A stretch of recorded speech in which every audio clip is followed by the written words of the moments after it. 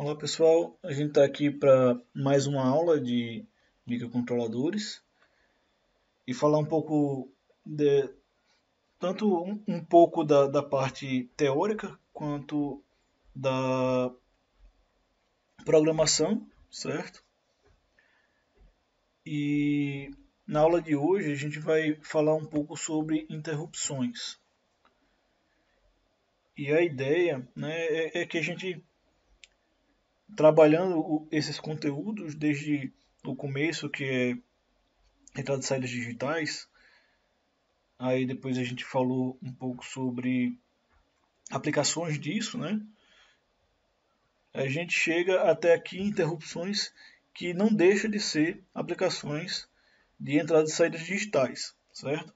Então, basicamente, entradas e saídas de dados são bem associadas, digamos assim, à parte digital analógica, né? Então, no começo a gente falou dessa divisão, né, do que é digital, do que é analógico, como é que a gente lida com as entradas e saídas digitais, saídas e entradas analógicas. E nesse ponto aqui, de interrupção, a gente, além de mexer com a entrada e saída digital especificamente, a gente vai mexer com outro módulo temporizador, né? Porque existe uma maneira, existe alguns tipos de interrupção que a gente pode utilizar.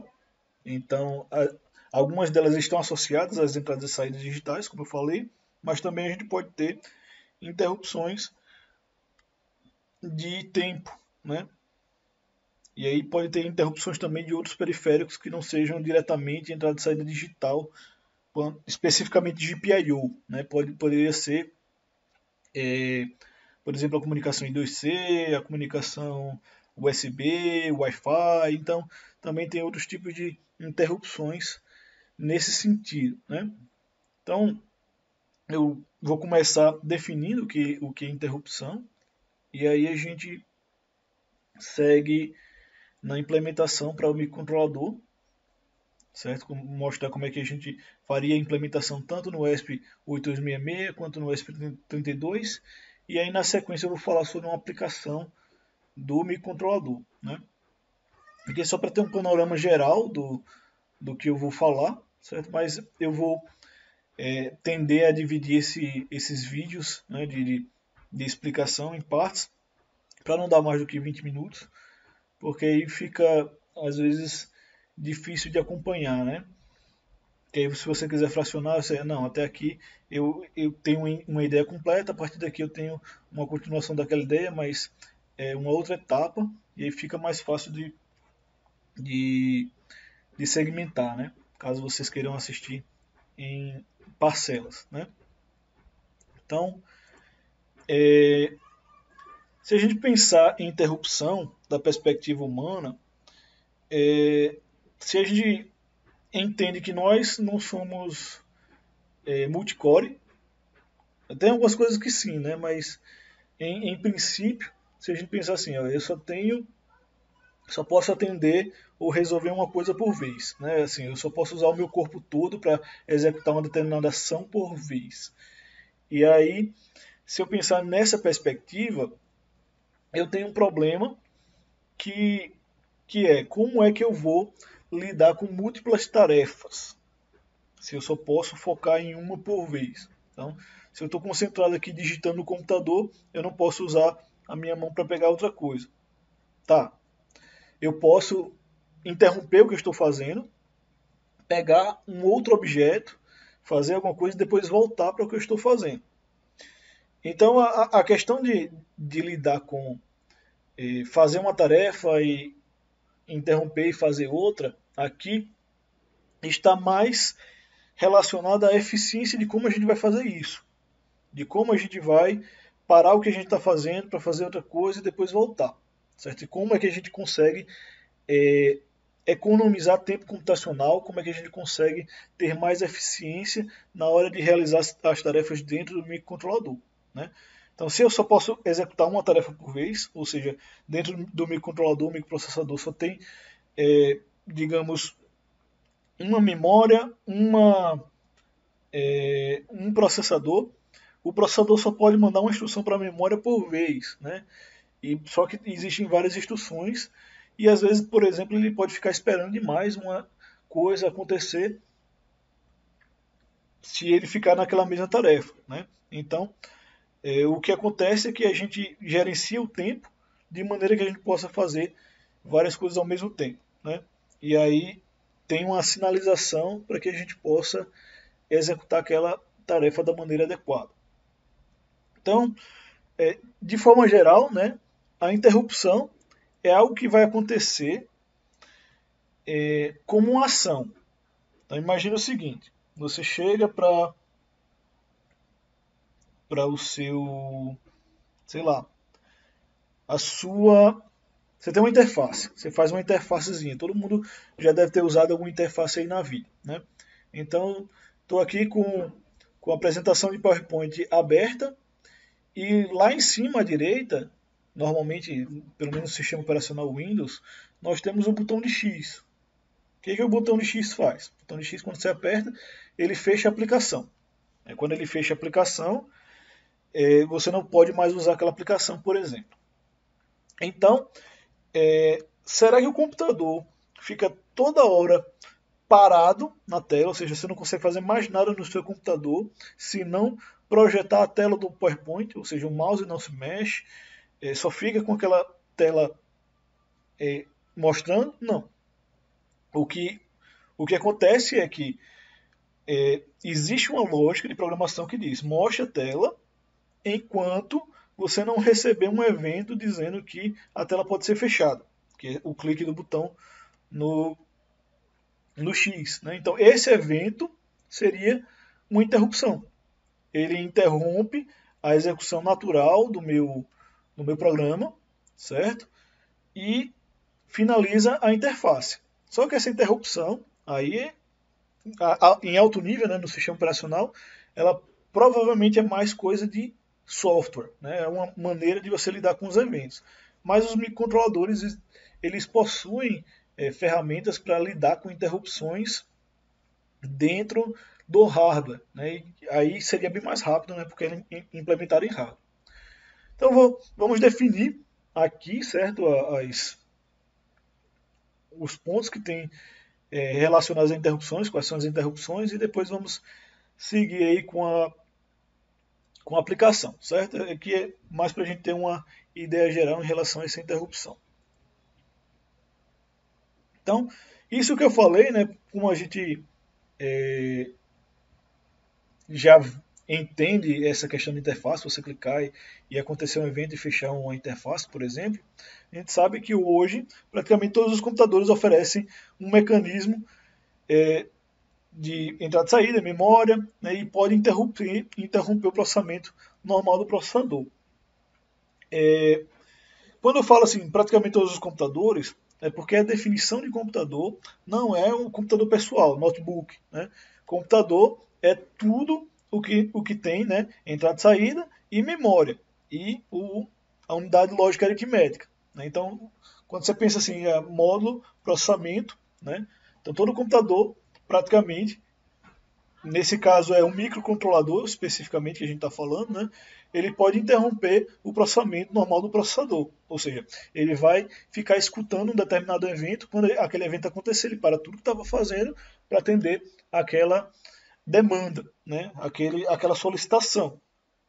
Então, por causa disso, a gente precisa entender um pouco mais claramente a natureza desse ciclo de instrução, né? Como é que a instrução acontece, quais são as implicações de fazer essa interrupção. A gente vai entender um pouco, meio que uma revisão do que acontece lá em arquitetura de computadores. Né? E aí a gente vai ver mais ou menos como é que esses módulos se comunicam como resultado, né, de uma ação de interrupção. Então, as fontes de interrupção, né, elas podem ser geradas basicamente, isso em termos gerais, né, todo computador se estende até acima, além dos microcontroladores. Né?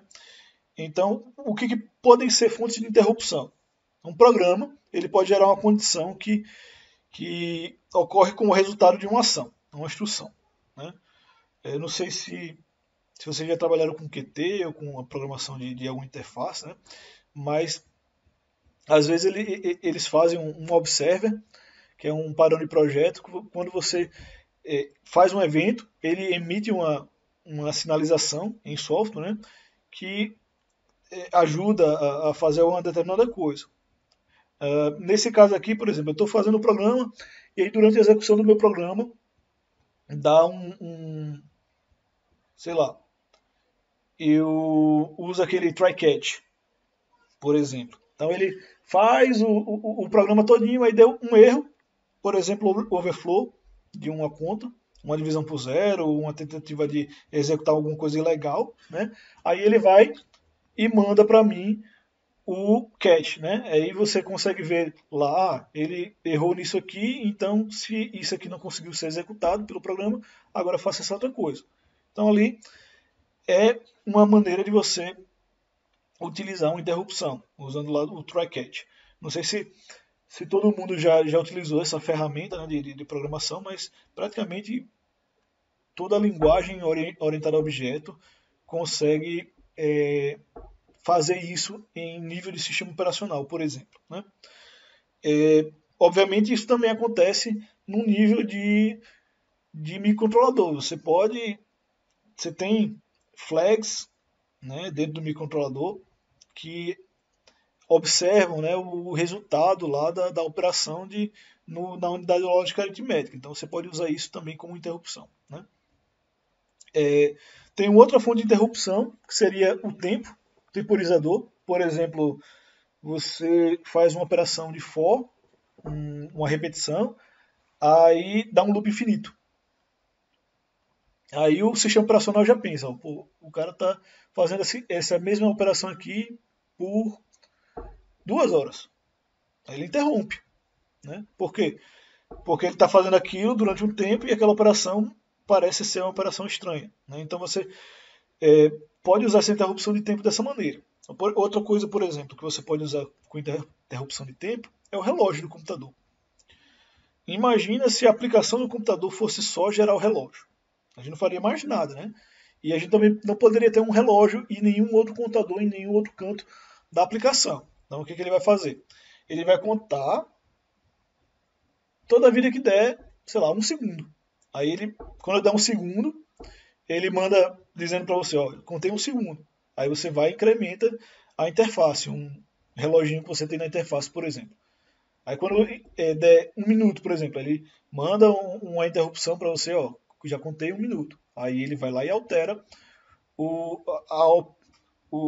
campo, né, o display que você está visualizando aquele 1 segundo, 2 segundos, o que for.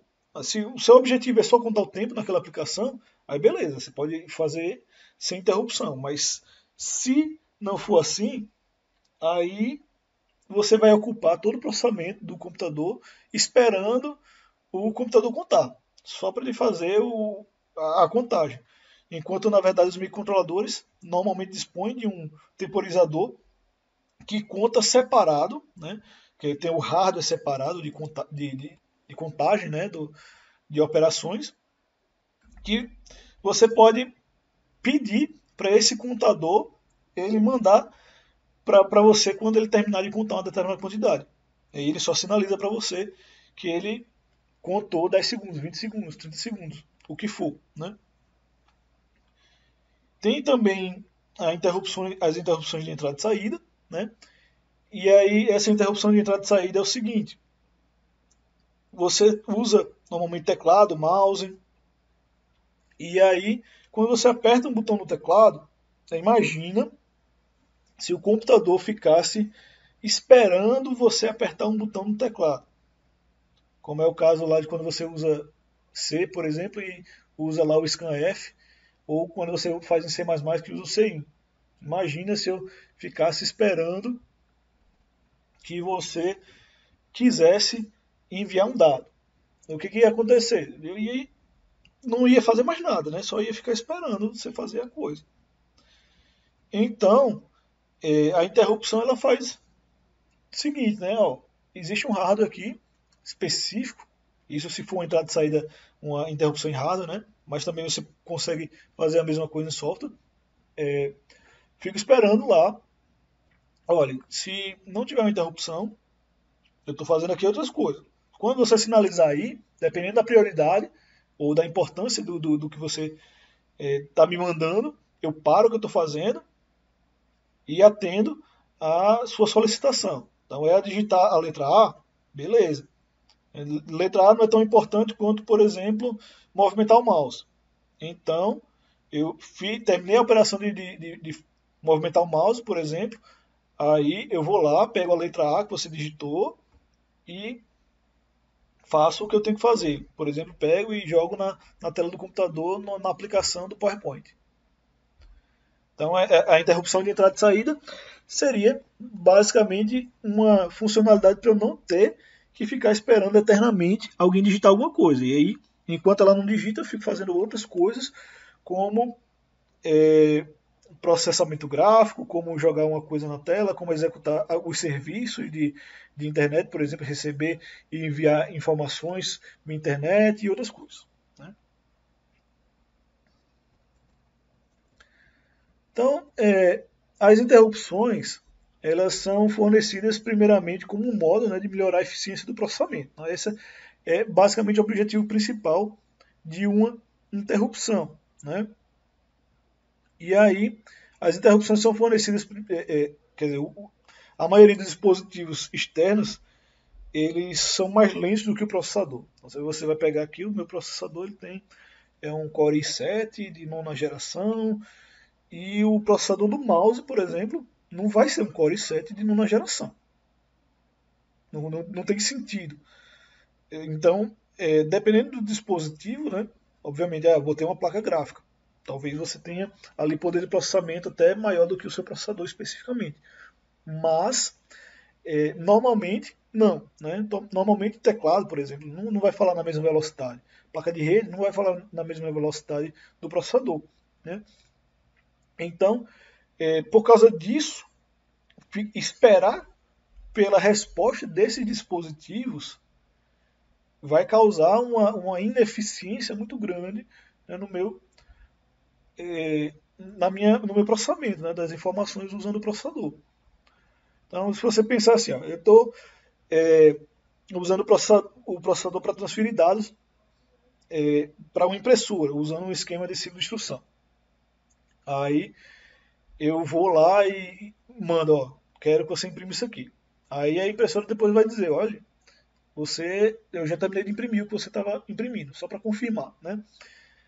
Então, depois que eu escrevesse, se eu não usasse interrupção, eu teria que parar o processamento, ficar esperando até que a impressora receba o dado lá, e olha, eu recebi o dado, estou terminando a impressão, terminei a impressão, pronto, legal. Então, a extensão dessa pausa, né, até não precisa nem ser uma ele terminar a impressão toda, por exemplo. Se só você enviar o dado e receber a resposta da impressora, devido ao tempo de processamento da impressora, você já poderia estar, sei lá, fazendo 20, 30, 50 operações com o seu processador. Talvez mais, dependendo da diferença de processamento entre os dois. Né? Então, essa pausa ela pode ser muito grande, né? Muitos ciclos de máquina. E aí faria com que o meu processamento fosse mais lento. Né? Então, fica óbvio, né, que isso é um desperdício de processamento.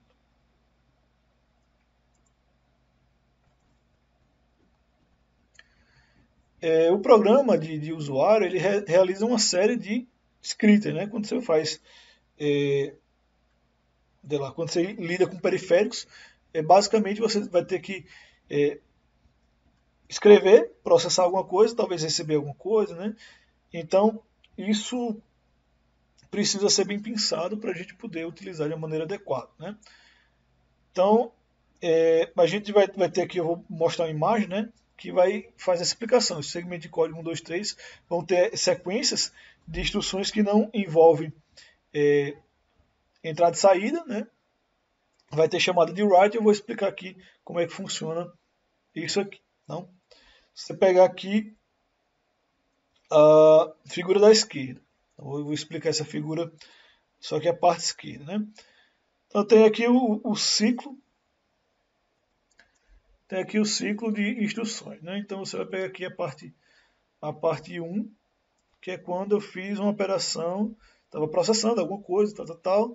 Aí eu vim aqui e fiz uma escrita. Cheguei lá, escrevi, por exemplo, na minha impressora, né? Aí minha impressora está aqui fazendo o trabalho dela, recebi o comando, processei aqui esse comando aqui embaixo, e aí depois de processar o comando eu disse, olha, eu terminei aqui o que eu tinha para fazer e vou enviar de volta a informação para o microcontrolador, né? Ou o processador que está fazendo a operação. Então, a instrução começa aqui e ela devolve alguma informação aqui, né? E aí volta para o processador. Ele esperou esse tempo todo, né? Para poder saber se aquilo que ele mandou ser feito realmente foi feito. E aí, pá, voltou a fazer o processamento aqui no 2.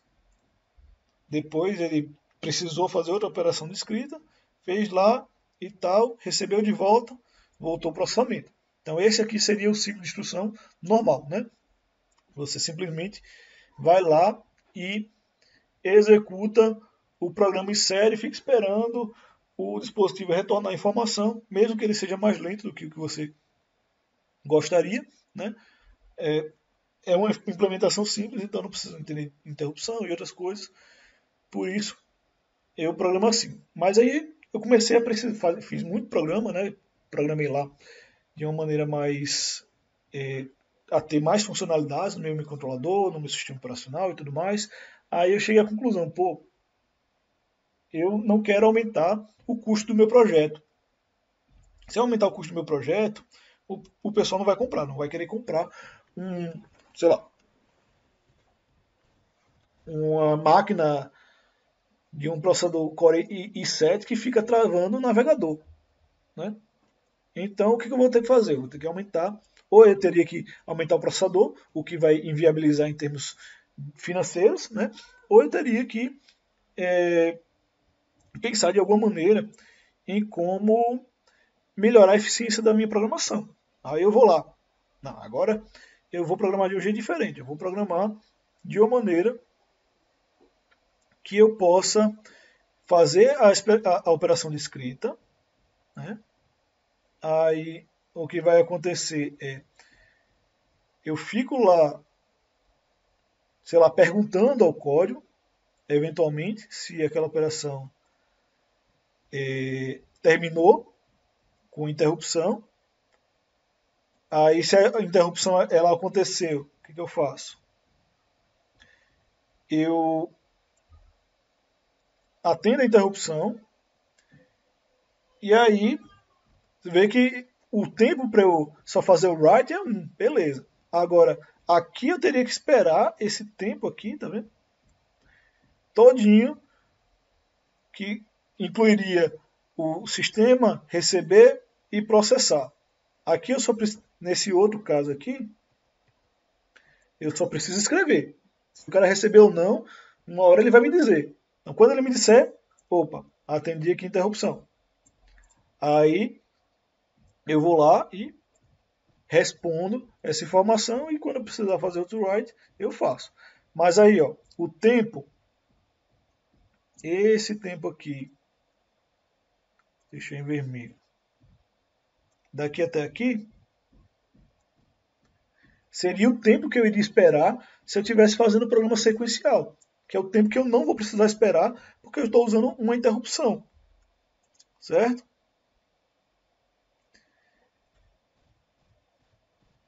E aí, o que vai acontecer, né? Eu também posso.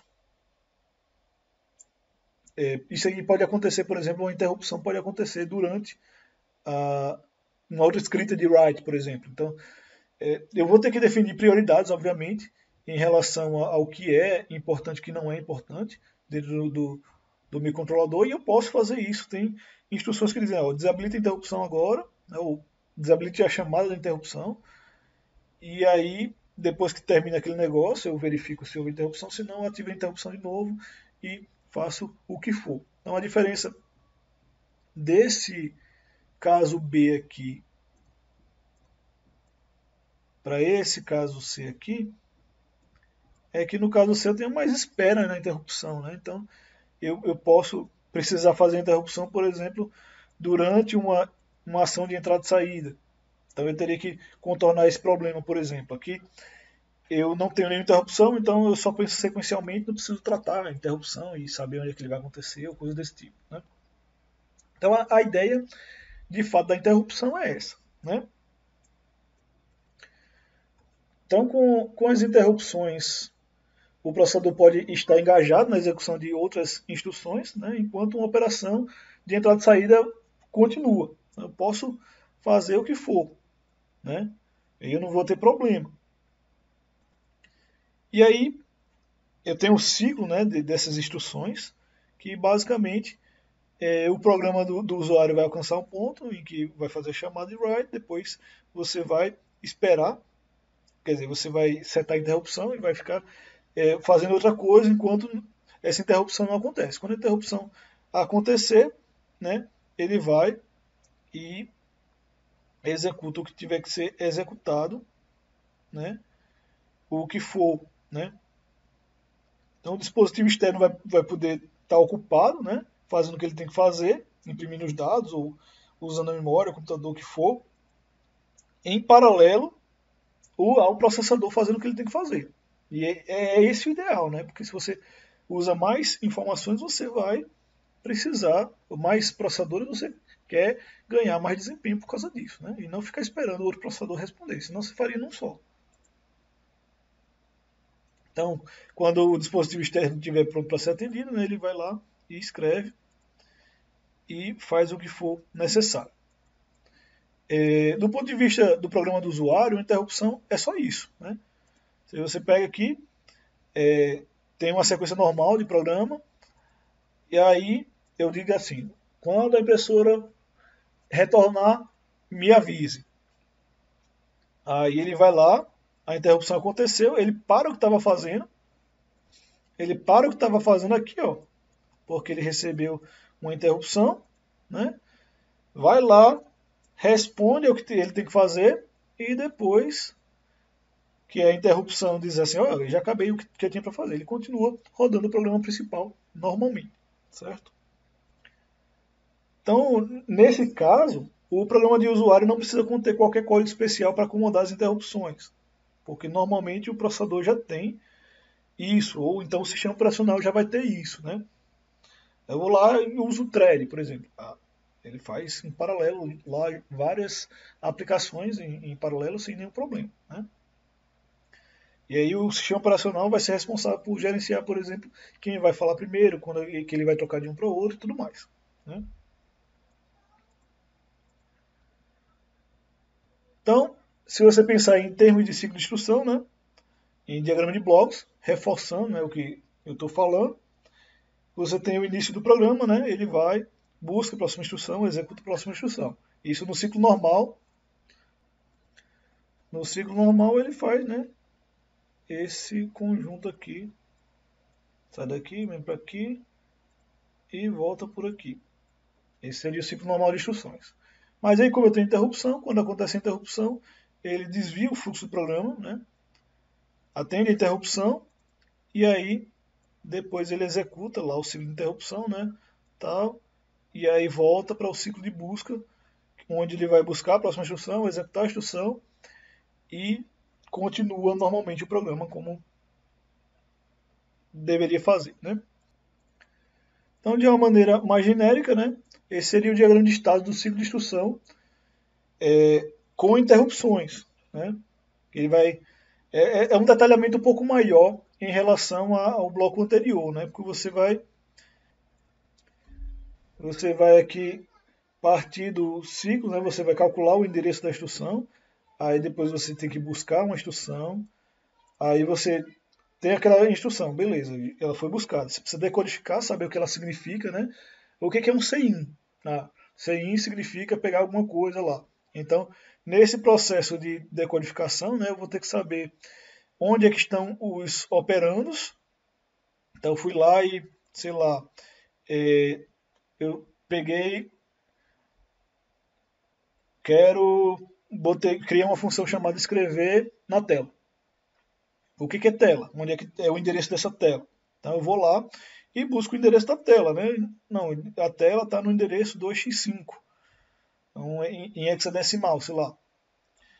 E aí, depois que ele buscar todos os endereços lá, aí vem aqui, você faz a operação dos dados, aí tem que fazer uma soma entre esses dois números.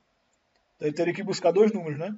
Então ele teria que estar na memória, depois que eu peguei esses dois números, eu faço a operação, somo os dois números, e depois eu calculo o endereço de saída. Para onde é que ele vai? Vai para tal canto. Aí ele vai e armazena lá na memória. Aí ele vai ter que fazer, nesse caso em software, em hardware eu não preciso ficar verificando dessa maneira, mas a gente pode entender dessa maneira também. Verifico se houve interrupção. Se houve uma interrupção, a gente vai basicamente atender a interrupção, executar o que tem que fazer. E aí a interrupção ela pode precisar calcular endereço de operando, executar outras funções e tudo mais. E aí eu volto para a, a área, né, o estado que mais se aplica à resposta dessa interrupção. Então, basicamente é isso que a gente teria nesse diagrama de estado do ciclo de instruções. Né? Então eu vou finalizar essa primeira parte aqui, certo? Vou dividir o vídeo e aí na próxima etapa a gente vai já começar a falar sobre os microcontroladores e como é que a gente programa, faz as instruções para esses microcontroladores. Então fica aí para a próxima